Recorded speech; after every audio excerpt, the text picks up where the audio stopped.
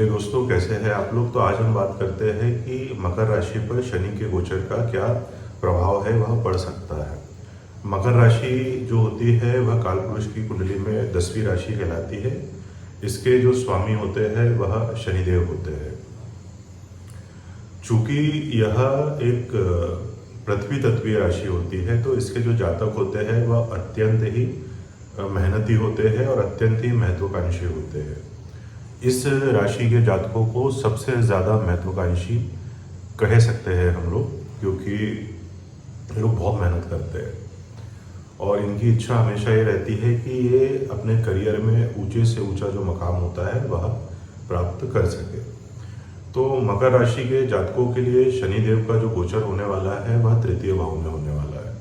तो सबसे पहले तो एक बात जानने योग्य यह है कि जो 7.5 का जो 7.5 वर्ष मकर राशि वालों के लिए थे वह समाप्त हो चुके हैं। अभी मकर राशि जो है वह शनिदेव के 7.5 के जो तीनों चरण होते हैं उससे मुक्त हो चुकी है। तो यह एक अच्छा संकेत है। अब यह 7.5 का जो पीरियड रहा होगा, जो भी कालखंड रहा होगा, उसने मकर राशि के जातकों को एक अलग ही एक व्यक्तित्व और एक अलग इंसान बनाया होगा, क्योंकि शनिदेव इस तरीके से आपको बदलते हैं, जीवन के उतार चढ़ाव देकर, खासकर इसमें इतना संघर्ष करवाते हैं कि जो जातक होता है वह पूर्ववत रह ही नहीं पाता है। उसके सामने ऐसे बहुत से उदाहरण आते हैं जिसमें उसे यह समझ में आता है कि जीवन में कोई भी अपना नहीं है, और उसके बहुत से जो मित्र होते हैं जिन पर वह अत्यधिक विश्वास करता था, या ऐसे लोग जिनका उनके साथ एक लंबा अवधि का संबंध चला आ रहा था, उनको यह रियलाइज़ होता है कि यहाँ पर जो मैं हूँ वह एक अकेला ही व्यक्ति हूँ और जो कुछ करना है वह मुझे ही करना है। यह जो बात है कि मैं अकेला हूँ यहाँ पर, यह किसी भी राशि का जातक जितने जल्दी स्वीकार कर ले उसके लिए यह उतना ही अच्छा होगा। शनिदेव तृतीय भाव में अच्छे फल प्रदान करते हैं। तो सबसे पहले जब शनि का गोचर तृतीय भाव में होगा तो आपकी जो यात्राएं है वह आपको लाभ देने वाली होगी। अभी तक यदि आप यात्राएं कर रहे होंगे तो आपको मनोवांछित जो लाभ प्राप्त नहीं हो पा रहा था, तो इस गोचर के बाद में आपको जो यात्राएं होती है उसका एक सुखद परिणाम देखने को मिलेगा। आप यदि किसी भी प्रकार का व्यवसाय कर रहे हैं या जॉब कर रहे हैं तो आप उसमें कहीं ना कहीं तकनीकी रूप में कुछ न कुछ परिवर्तन करने वाले हैं। उदाहरण के रूप में यदि आप किसी चीज़ को सेल करते हैं और आप सिर्फ अपनी दुकान से सेल कर रहे हैं, तो इस समय पर ऐसा आपके मन में विचार आएगा कि मैं इसे इंटरनेट के माध्यम से ऑनलाइन भी सेल करता हूँ, तो जिससे आपको आपके जो बिजनेस है उसमें ग्रोथ देखने को अवश्य ही मिलेगी। शनिदेव का जो तृतीय भाव में गोचर हुआ है वह आपकी जो मेहनत है उसमें वृद्धि करेगा और आपकी मेहनत का जो शुभ फल है वह आपको प्राप्त होने की संभावना अत्यधिक बढ़ जाएगी। अभी जो भी यात्राएं आप करेंगे और जिस प्रयोजन से आप वह यात्राएं कर रहे हैं, तो उसमें आपको जो सफलता है वह प्राप्त होने की अत्यधिक जो संभावना है वह बनती है। शनिदेव की यहाँ से जो तृतीय दृष्टि है वह आपके पंचम भाव पर जाएगी। तो जब शनिदेव की दृष्टि पंचम भाव पर जाएगी तो संतान के स्वास्थ्य को थोड़ा आपको ध्यान देना अति आवश्यक है।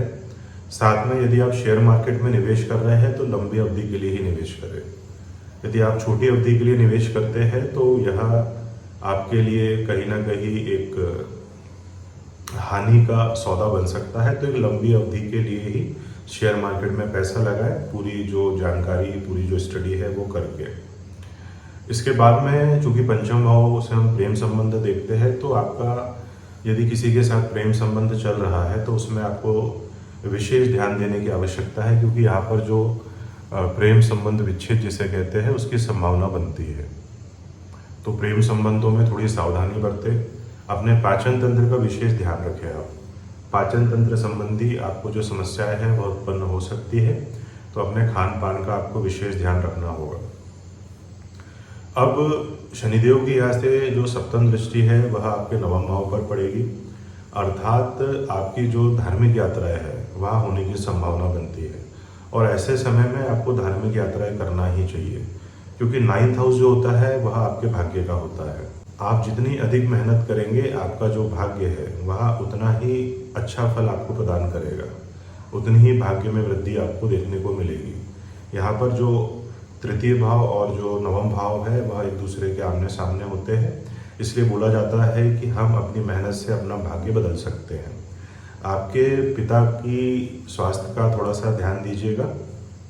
पिता को घुटनों से संबंधित जो समस्या है वो जा सकती है, तो उनको थोड़ा सा जो एक वॉकिंग होती है वह अवश्य करना चाहिए सुबह के समय पे, या जब भी उन्हें मौका मिले तो थोड़ा सा जो एक चहलकदमी होती है यह उनके स्वास्थ्य के लिए अत्यधिक लाभप्रद रहेगा। यहाँ से शनिदेव की जो दशम दृष्टि है वह आपके 12th हाउस पर जाएगी।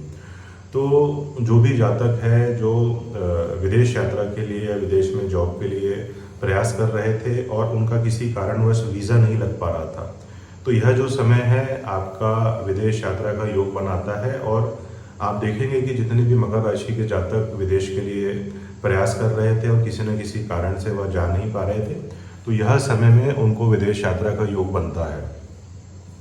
थोड़ी सी नींद का अपनी ख्याल रखना आवश्यक है। यदि आप अपनी नींद का ख्याल रखते हैं तो आपके लिए अत्यंत ही बेहतर होगा ये, क्योंकि यदि आपकी नींद अच्छी होगी तो नींद में जो बॉडी होती है वह हील करती है। तो अपनी नींद का जो विशेष ध्यान है वह आपको रखना अत्यंत ही आवश्यक है। आपके नेत्रों का ध्यान रखना, क्योंकि नींद अगर आपकी पूर्ण नहीं होगी तो आपको नेत्रों से संबंधित समस्या जा सकती है, तो उसका ध्यान रखें। जो जातक इंपोर्ट एक्सपोर्ट का व्यवसाय करते हैं या जो जातक इंपोर्ट एक्सपोर्ट का व्यवसाय करना चाहते हैं मकर राशि के, वह जातक इस क्षेत्र में प्रवेश कर सकते हैं। लाभ की अच्छी संभावना यहाँ पर देखने को मिलती है।